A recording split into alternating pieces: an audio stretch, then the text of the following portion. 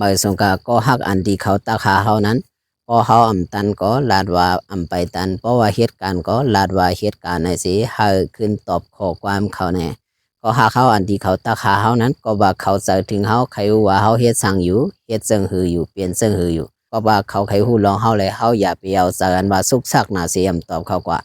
เพราะว่าเขาเหตุการณ์อย่างก็เขาไปตันหนาเขาตือเหตุการณ์อยู่นาในสิตอบกันเขาอันเขาละยินข้อความอันว่านั้นเขาเดลีใจกว่าเขาเดวอนว่าก็ฮักเขาแนมตันเขาเปลี่ยนตอบในเสเขาเดลีเจอมาไว้กับเพราะว่าเฮาตอบสั่งป้อในจึงเขาเดวอนว่าเฮากว่าลาดตอบเปิ้นอยู่เฮากว่ามีต่างก็มันจางทางผิดกันมาซึ่งไหนเพราะว่ามันเดตีตอบว่าเฮาเหตุการณ์อยู่นาเฮาไปตันนาเฮาตันเฮาติดตอบนาในลาดว่านั้นก้อยแต่เฮ็ดคือก่อนหน้าการเฮานั้นลูกกว่าปังกว่าแล้วอันที่เฮาตอบสั่งเสียไว้เห็นอันนั้นมันได้เฮ็ดให้เขานั้นอึกนึงมาเพราะว่าเฮาไปตรวจทบได้เฮาตีไปฮู้ลองแนวไหนมันเฮาไม่ใส่ก้นสิก็เฮาถามเขาว่าเปลี่ยนเซิงฮืออยู่เฮ็ดเซิงฮืออยู่เฮาถามเขากว่าเฮาส่งดีต่อเขากว่าก้อยก็คำตอบสั่งมาไผเขาก็เคียวอยู่ลาดก็ลาดสั่งมาไหน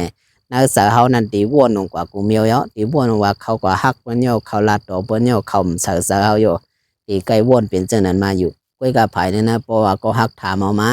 เฮ็ดสั่งอยู่ในก็เพราะว่าเฮาไปตันก็ลาดว่าไปตันเพราะว่าเหตุการณ์ก็ลาดว่าเหตุการณ์เพราะนั้นจึงสร้างฮักกันหึงไหลสร้างสู่ทางตั้งผิดกันแน่จางสู่ต่างผิดกันไหนวนว่าเคบอนไหนตีปันดังหูปีนอเขาเสียนั่นอยู่เจ้าเขาสองตานเมื่อสุงกุกค่ะ